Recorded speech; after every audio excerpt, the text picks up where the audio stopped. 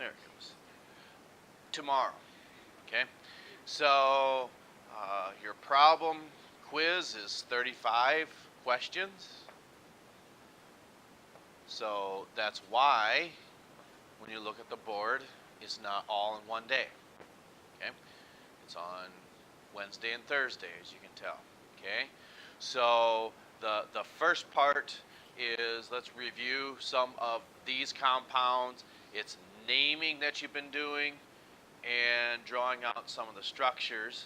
That's part one. And then part two, as you can see, well, it's just a lot of mechanisms on there and still just a few naming of compounds. So I just wanted to spend a little time here reviewing what these are. And you're not naming, for instance, whether that's propanol or propanal or ethyl, methyl, ketone, or anything like that. You're just establishing what the functional family is. Now, what is, well, we can name what the difference between a derivative and a family is here in just a few moments. So, if you want to write these down, fine. If not, that's fine too. Otherwise, what do we have here? What functional family? Okay, it's an alkyne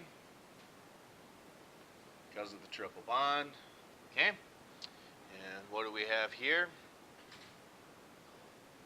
Now I get it. These are probably kind of tricky because we've spent just a little bit of time on these. It's an ester. That's right. So here we have an ester. Okay.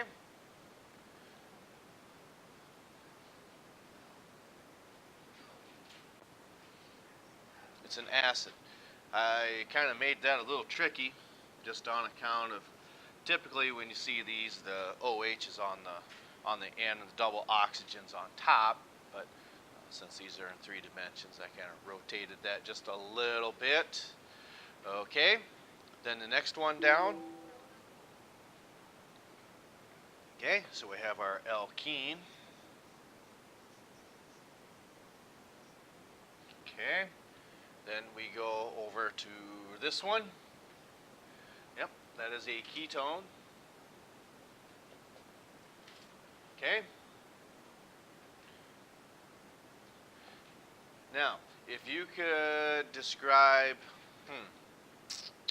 what characteristics set these two apart, okay, besides their bonding. I get it. Alkene means it's double bond. Alkyne means it's a triple bond, okay, and ANE, alkane, means they're all single bonded. But when we're describing these with their saturations, how are these two different than that one?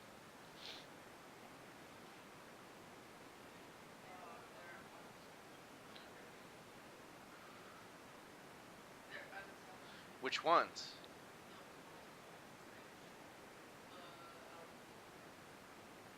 Are you sure? Are you sure? You didn't sound sure.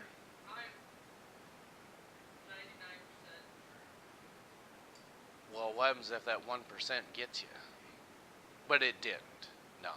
Yes, these are unsaturated, which means these bonds can be broken, okay, and hold more hydrogens, hold more, maybe it'd be a halogen derivative that could be placed on there, and then this one is totally saturated.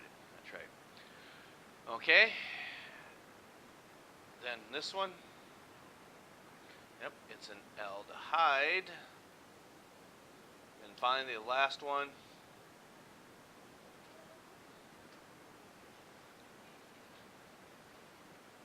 either. Oh, ether, not either. Okay. Right. All right.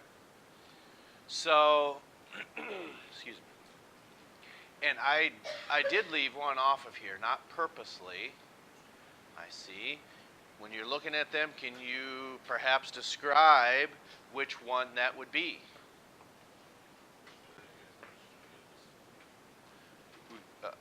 Ms. Torrey is missing.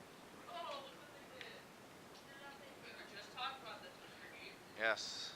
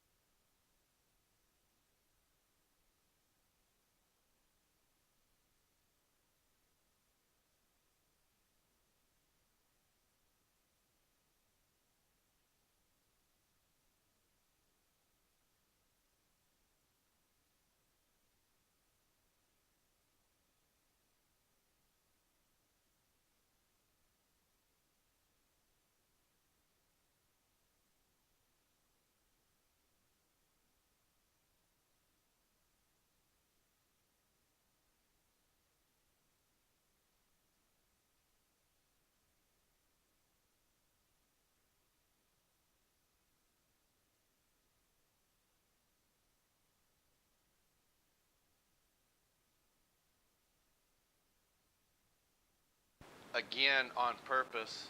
Well, I shouldn't say not on purpose. It's the alcohol. Okay. So who who might be the closest family to an alcohol? There's two of them, really. That's one? No, not quite. Well, I suppose when it comes to reaction mechanisms, yeah, you're both right. The acid and the aldehyde, because when we start dehydrating these compounds or oxidizing them, okay, it can be an acid, it could be an aldehyde, but also forms a ketone as well. Okay, ether, that's a little different mechanism how we put them together. But when it comes to double bonded oxygens, there are four separate categories when it comes to that of the double bonds. As you can tell, the ester, the acid, the aldehyde, and the ketone.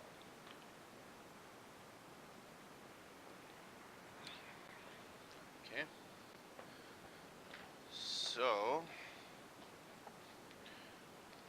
we'll do a couple of compounds up here. Is there any side of the board you don't want erased yet? Or doesn't it matter? Okay. And yeah, it's great you're writing them down. I can't argue with that, but there again, yes, it's good practice, but sometimes, maybe it just gets to be redundant, and there's nothing wrong with that either. It just strengthens those neural connections in your brain on your cerebral cortex where your memories are stored. So hopefully that came in handy Saturday for you too.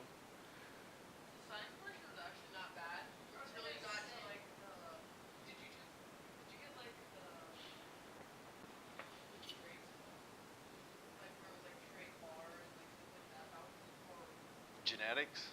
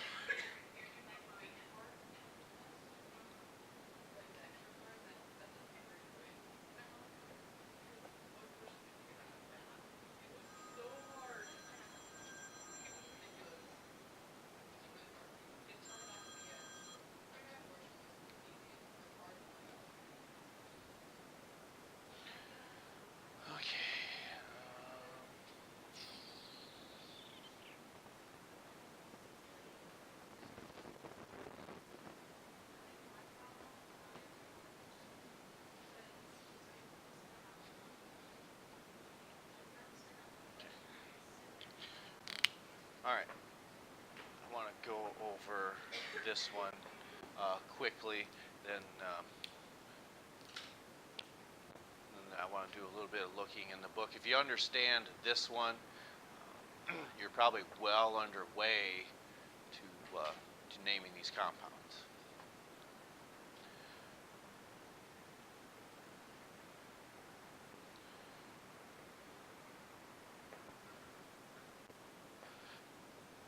Because this I do believe has two different names to it, okay? Because I believe one is going to be an isomer of the other, okay?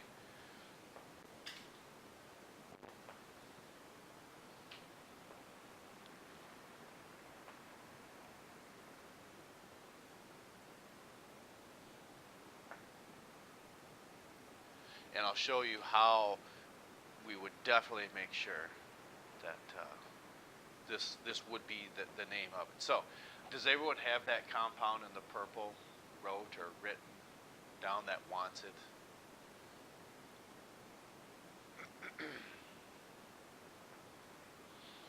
So just like every other time, the first thing you're going to want to do is find what? You're going to find the parent chain, okay?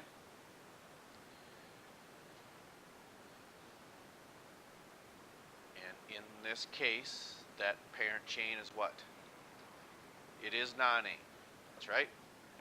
Okay? So, go nonane. So, what is branching off of that nonane? Okay? This is what we're talking about here. Now, say that again. Yeah, so IB here, okay? Isobutyl down here. Okay, so when we do that, are we going right to left or left to right? Okay, so that isobutyl group is on which carbon? Okay, so we've got 4 isobutyl nonane. Now, the reason that we bring that up, okay, is, well, what happens if we do this? 1, 2, 3, 4, 5, 6, 7, 8, 9. Okay, so there we also have a nonane. Now, this is just more so for, when I say practice on naming these compounds. Does this one exist? Well, who's to say? I'm sure it does, but to what extent, that I really can't answer. So some of these, it's just more important to know the procedure on naming these. So if we go up and over, okay, like this, we still have our nonane, but we're saying it's no longer an isobutyl group. Okay, so here we're saying we've got a methyl and a what? And we've got a propyl group up here. Okay, so when we do that, alphabetically speaking, then how do we go about that? 2-methyl dash 4-propyl. Right. Okay.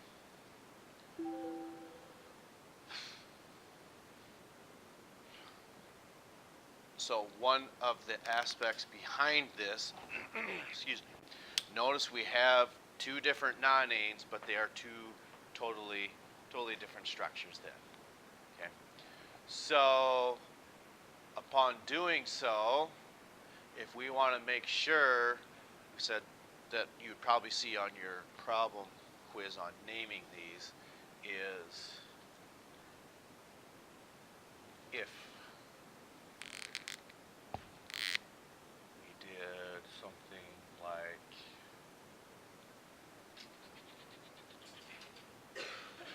we'd make it more clear. I guess we'd probably make that a decane molecule. Okay, then, okay, then we know for sure that, oh, wait a minute, I put it on the wrong side. Let me put them over here. Otherwise, we're not changing anything. Okay. Then we still have nodding going this way, but 1, 2, 3, 4, 5, 6, 7, 8, 9, 10. Now we know that it's decade. We're going to make it more clear that way rather than having to go through these isomers. But it would not be that complex on what an isomer is, okay? Because remember, it's just the same molecular formula, but just a totally different structure. All right, so I wanted to go into a little more of talking about some of these compounds in your book, but I'd rather give you this time. You have just a few minutes left because first day of the week, yay, nay, I don't know, maybe it doesn't matter. But in certain cases, you're probably glad that maybe Saturday's over. But anyway, we'll pick up with this again